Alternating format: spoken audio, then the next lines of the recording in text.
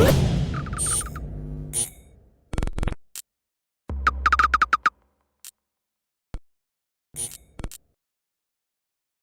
is Andi Purewal for Boxing Social in association with Betfred, and I am joined by Alen Babic over Zoom. Alen, how are you doing?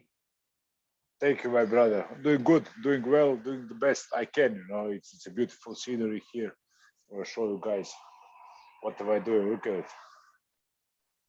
Certainly, I'm jealous of you, Alen. I'm jealous. Gibraltar. You should be. Very beautiful. You should be, brother. It's beautiful. Yeah. Alen, obviously you're out there this week in Gibraltar. Your boy Dillian Whyte looks to avenge his previous knockout defeat to Alexander Povetkin. Just from what you've seen of Alen, just start off with that this side of the interview. You know, start off with Dillian. How has he been looking in preparations for this fight? Well, I've been speaking to him yesterday and today, of course, and he's very relaxed. You know, he's very relaxed. It's like a walk in the park for him. Of course, it's not like that, but he says it is. And that's good, you know, because he knows how to handle pressure. There's a lot of pressure on this fight. Everybody knows it, but he's very good at managing it. So I think it's going to be good. It's going to be good for all of our wolf pack. Let's just touch on that. You mentioned there's a pressure there, and Dillian acknowledges there's a lot of pressure on this fight. You said he's handling it, but has he spoken to you, or have you heard him say it all, or have you seen him where he's shown that there is a sense of pressure and this might be something he'll have to overcome come Saturday night? Well, listen, there is no doubt in anybody's mind that that's the case. Of course, there is pressure. I mean, there's pressure in boxing in general, let alone if you're Dillian Whyte and you're coming off a knockout loss. You know, it's a do or die for him. You know, it's really a big fight. It's the biggest fight of his life. He understands that he's ready. He's ready 110%, and that's all he can do. Listen, the pressure can get only as much from you. You know, if you're ready, it doesn't matter the pressure. You know, you can't kill it. He's too strong to be bothered by pressure. Of course, there is pressure, but that's the part of the job. We sign up for it. You know, we all sign up for that job. I know in normal. So I don't think it's gonna have any effect, you know, the pressure, because he fought the first fight perfectly. There was no pressure, and he lost. So maybe this fight he has pressure and he wins. So the pressure has nothing to do with it when you are strong, as Dillian is. I know in normal circumstances, and if you wasn't recovering from your injury, well, from your surgery, you would have been able to help prepare Dillian. You'd have been sparring him. Without having been there, though, how do you know his preparations have gone? What do you know about them?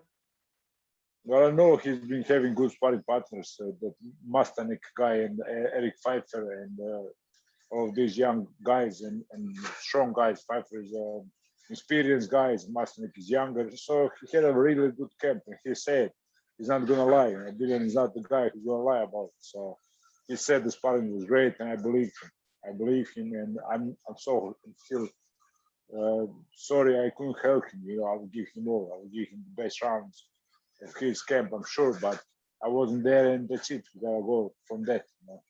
Boxing is full of surprises and full of unexpected. Psychologically, people have mentioned that when Alexander does hit Dillian for the first time, it might be something for him to overcome, just to kind of get past the demons of what happened in the first fight. What are your thoughts on that? How people think when Alexander does land on Dillian, he'll have to kind of mentally prepare himself, mentally overcome, whether it just be a jab or be a right hook, an uppercut, whatever it may be. Whenever he lands that first punch, it might remind Dillian of what happened previously. Well, of course, it's gonna happen, you know, and of course he's gotta overcome that. In every fight, it's the same. This is the biggest fight in the world right now, you know. So only because of that, the pressure is much higher. But in every fight, it's the same. You know, it's nothing different. He's been in there for years with the best in the world. You know, so he's overcome Joshua. He will overcome Povetkin also. So I think he already did that. He's gonna show that in the ring. You know, nobody can take anything from him in the ring. People can talk all they want. They talk a little bit too much, if you ask me. But that's the sport. You know, we all sign up for it. So, Alen, in your opinion, what happens on Saturday night between Dillian and Alexander in their rematch? How does the fight play out, in your opinion? Well, it's not going to go 12 rounds, let me tell you that, because Dillian is on a mission, you know, and I think Dillian is gonna go back his own way. You know, I like Dillian. I'm not gonna say better. He's a better boxer now, but he was a more savage before. You know, so I would really like for him to go back just a little bit and to just let him health go because he's too powerful. Nobody can tame him. You know. So if he follows the Olympic boxing, it's gonna be hard. It's gonna be a tough fight. But if he follows brawling, he's a brawler. You know, he's Marvin Hagler of boxing. So let's just go. Let's destroy Povetkin. You know, I mean with all my heart. I'm gonna send all my energy to Dillian on that night. You mentioned it doesn't go 12 rounds. I know you'll be backing Dillian to be the man to stop Alexander in that fight. Then, do you have kind of any thoughts as to when that knockout could come? What rounds that you think it will kind of come in and around? Well, I can only say what I would like because I wasn't with him in the camp. I don't know the game plan and ending, but I would like it to be in the first few rounds because he doesn't he shouldn't be waiting for Povetkin. You know? There is no waiting with Olympic winners, no waiting whatsoever. You know? He should go all in from the first second. You know, he knows he has the conditioning, he has the power, he has the mental strength, he has everything. So I really think he should go all in from the first second, and then I would say end of the fight by fourth round. Now, Alan, whilst we're kind of touching on this card, I just want to get your thoughts on a couple of other fights. Some men you'll know. Fabio Wardley versus Eric Molina. Again, your thoughts on that? Yeah, I was supposed to fight Molina, you know, so I was supposed to destroy Molina, but the fate wanted it other ways, and I think Fabio will do the job. He's younger, he's quicker, faster, he punches harder. Everything is on Fabio Wardley's side. The experience is on Molina's side, but that experience comes from losses. You know, he never won a big fight. He lost almost every of his legacy fights, as you call. So I don't value him as much. You know, I told him when I was supposed to fight him, I told he's a professor. You know? He works with little children. That's good. That's cute, but it's not boxing. You know, he's not in 100%. You can see it. You know, he just did the shadow boxing and he was all puffing and stuff after 2 minutes. I was like, what the fuck you want to fight like in 2 days? So I don't think he's ready. I don't think even he came to win. I don't see it. I just don't see it. Fabio Wardley is so unorthodox and young, and you can't knock out Fabio Wardley. You know? He's too young. He's too powerful. And I think it's gonna be a stoppage victory inside 6 rounds for Wardley. Listening to anything other than that would be mind blowing for me. Listening to what you're saying there, Alan. Do you think no matter what happens tomorrow night, then Fabio won't receive the credit that he may well deserve, or he may well think he deserves, on the back of if he was to stop Eric Molina? Well, I don't think that there is much credit for a guy who had losses. Molina had what, like 5 or 6 losses by knockout, you know. So those are the guys on their way out, you know. And I don't want to get my credit of even Chandel Winters was much better than Molina, but he was also kind of his way out, you know, past his peak. So I really want to dissect somebody who is on his way up, you know, who's rising like I am. That would be a perfect victory, and that would be a credit, you know, for real credit. So I don't think he's gonna gain much. He's gonna gain, you know, it is a step up, but I don't understand that part of boxing. Step up and step in. Those guys are not step up for me. You know, like I said, I think I will go through Molina inside 2 rounds for sure. So I think he's just another pawn on the way on Fabio Wardley's career. Then another heavyweight fight on Saturday night's card. Eric Pfeiffer, a recent kind of man to team up with Dillian and the team over there against Nick Webb, somebody you know well, somebody you've previously spoken about fighting. Just your thoughts on that, Alan? God, when I hear that name, he runs away from everybody. And now he picks a fight with Eric Pfeiffer. I don't know. I mean, he turned down the fight against me like 7 times, against Fabio Wardley like 9 times. I just don't get it. You know, if you're a boxer, just fight. I never turn down a fight. Never. I'm never going to do it. I want to fight the best. Of course, I'm not going to fight somebody who is 455. You know, I have nothing to gain. But he turned down the fight with me and Fabio Wardley, and he can, if he beats us in a parallel universe, he will get much credit for it. But he doesn't want to fight. I don't see him winning. You know, Eric Pfeiffer is a veteran. You know, he had like 200 amateur fights. He does WSB league. He does APB. He does amateur boxing on top level, and everybody who's an amateur boxer knows what I'm talking about. I heard about the name Eric Pfeiffer before when I was an amateur, so he's very, very well regarded in boxing circles, and I think he's going to be too much for Nick Webb. I don't see Nick Webb doing anything that bothers Eric Pfeiffer. Alan, so many heavyweights in the bubble this week. What's it like for yourself? Will you be trying to kind of get a fight? Will you be there trying to egg Nick Webb on into a fight down the line once again, or will you be having words with him? Listen, I'm here. I already gave like 10 interviews. People love me here, and I'm so grateful, and for the Sky News and everybody having me on all the time, because I talk honest stuff, you know, and everybody's asking me when you're gonna fight. So everybody's eager, and I love that so much. It just makes my shoulder heal 2 times faster, you know. Such good energy here. So I'm not gonna say nothing bad about nobody, especially Nick Webb. You know, he's a coward. What can I say? He doesn't want to fight. He doesn't want to even look at me. He doesn't want to say hi, you know? Let alone fight. So I'm not have no interest in fighting him anymore. I want a bigger name. I want somebody who can actually fight. You know, I don't want the guys who just gonna go in 2 rounds and fall. I had 6 of them. I ended everything in 2 or 3 rounds. So I don't want that anymore. I just really want a big, strong comeback fight, whoever it is. You know? Let's come on to yourself a bit more now, Alan, then, and let's just touch on your shoulder. How is it recovering now? Because I saw you doing some pad work, and then I saw you follow up saying it may not have been the best decision to do some pad work so soon. Yeah, well, listen, it's not the best decision if you don't think it is. I think it is. That's it. My mind is already on 100%, you know, and my body must follow, you know. It's hard. It is hard. I can't do like 70% of the exercise I can't really do because my upper body is nowhere to be found. Do it. But other than that, whatever you say, it's going to be like that. I keep saying to my body, heal fast, and I'm sure it's gonna heal fast. So I think May I'm gonna be ready. May I'm gonna be better ready. And then Alan, just obviously moving forwards, just looking at kind of potential fights for yourself. Yeah, I hear you now. Yeah. Just looking at potential fights for yourself. I did an interview, it was about a week and a half ago with Christopher Lovejoy, and he said he'd be more than happy to face you. Would that be a fight you'd be interested in? Well, listen, he fought nobody, you know. I mean, everybody keep asking about him, but the guys who's asking about him are not true boxing fans, you know, because they don't know how the system works. He didn't fight nobody. I was tested 6 times. He was tested 0 times. You know? He beat some Mexicans.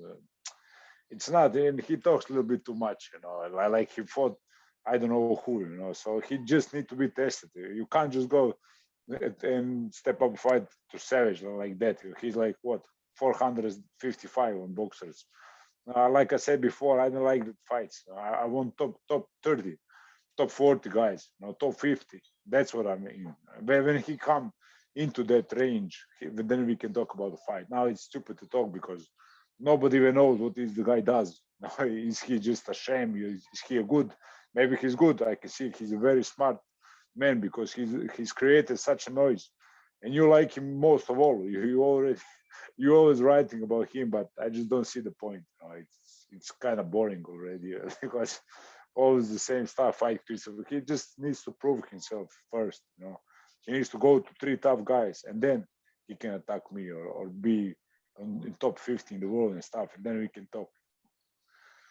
And then just moving forwards once again, Alan, previously you said to me you'd be up for a bout with Lucas Browne.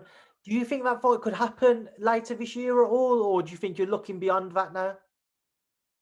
No, this is a perfect fight for me. I would really like it. I don't know why, but I just like that fight. I think it would be a fireworks. You know, I love that fight. You know, I love that fight. I talked to Lucas Browne on Instagram. He loves the idea. So everything is set up. You know, everything is stepped up, and I hope we're gonna find ourselves in the ring. It'll be a big fight. It'll be a big fight for me. It will be a big fight for him to get back on UK. So I think it will be a very, very fan-friendly fight. And judges would not have to even be there, let alone decide the fight. In the ideal world, Alan, when, if it was to happen, when would you and Lucas meet each other in the ring this year? I would fight him in the May if he can. You know, I would like him to be my comeback fight. You know, I would like that. I really like a tough comeback fight because listen, the way I fight, you saw it. I hold nothing back. I want good guys. I don't want to block my body on somebody who is 576. You know, it's just not worth it. But if it is worth it, I'm gonna break my body again. I'm gonna go to surgery again. But give me someone good, you know, so I can enjoy.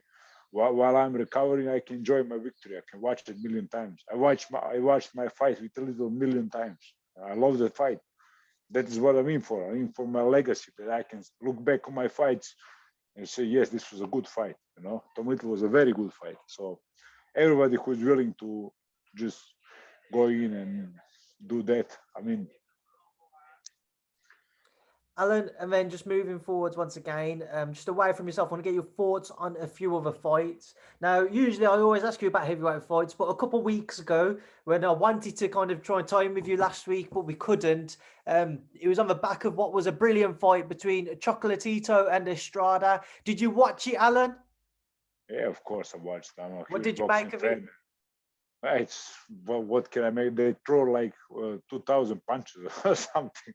So I throw that kind of punches in heavyweight, but it's not common, you know. And they did something. They did what boxing is supposed to be, you know, entertaining, fast, many punches. They always put themselves in danger in every combination. You know, that fight could end a million times, you know, but it was just too good, too much powerful, and it was a good fight, a really good fight. I watched it 2 times.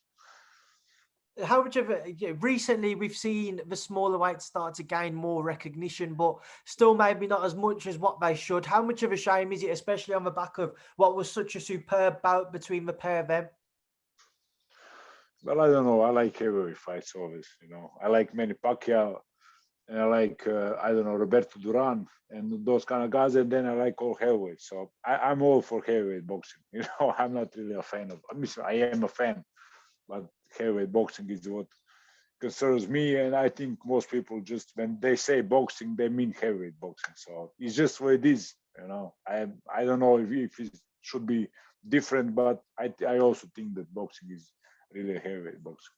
But there are many legends and all the guys in the middleweights and welterweights. It's a tough question. It's too too big of a question. And then last week, Alan, we saw Lawrence Okoli pick up the WBO world title against Krzysztof Glowacki. Lawrence could become a heavyweight one day. There's a lot of talk about that happening in the future. But what were your thoughts on Lawrence's win?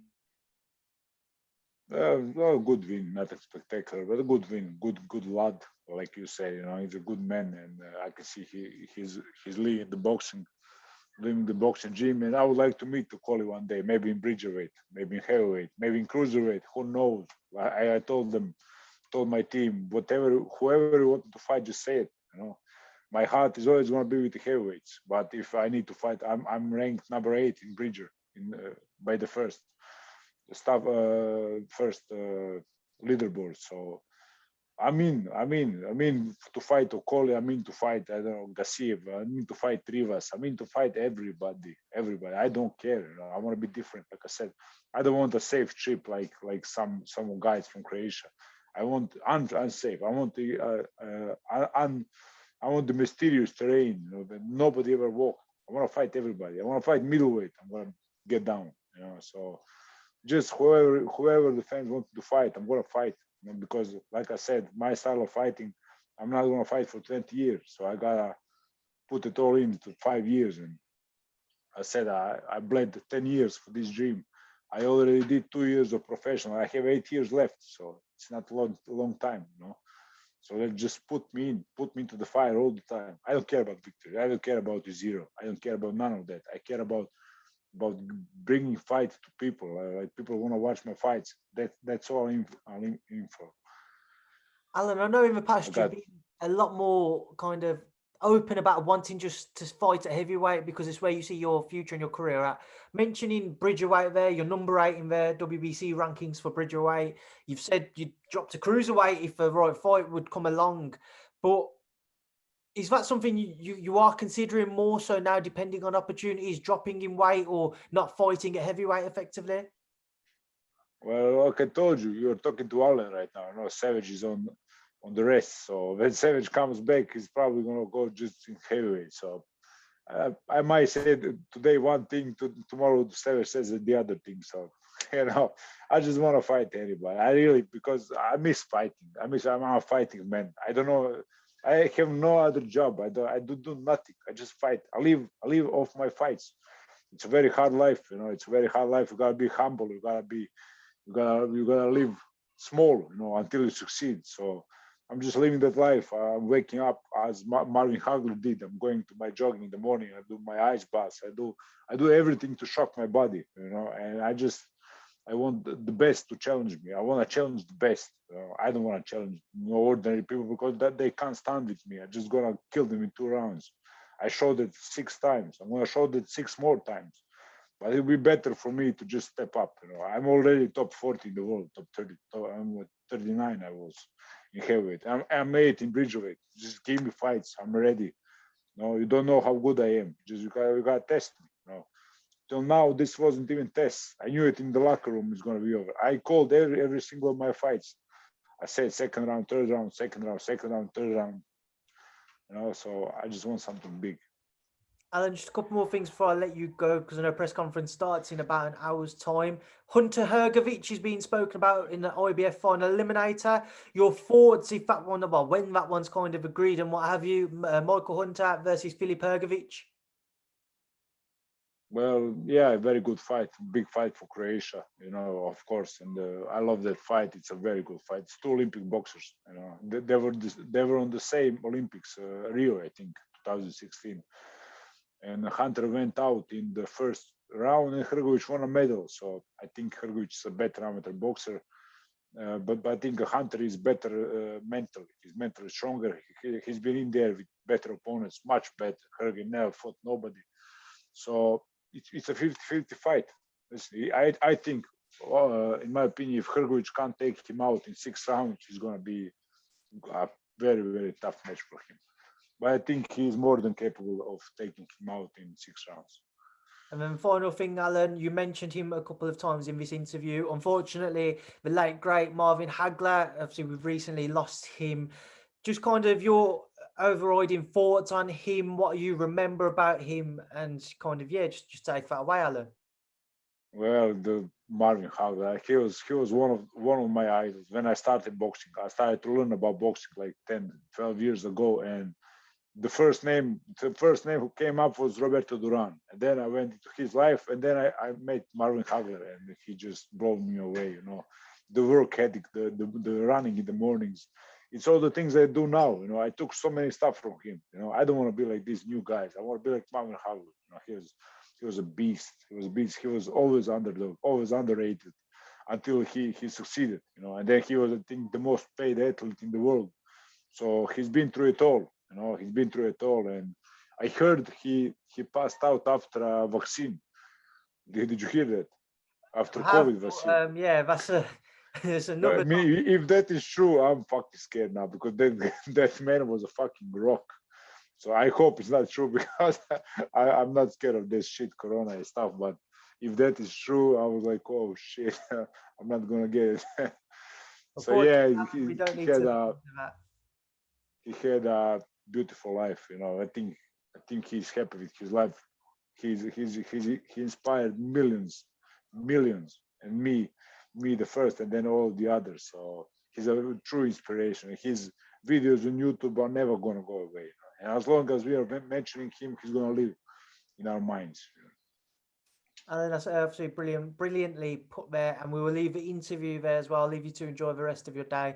Thank you for speaking to me today. Enjoy the rest of your time in Gibraltar. And thanks for speaking to Boxing Social. Thank you, my brother. And good to be on always. I'm going to respond.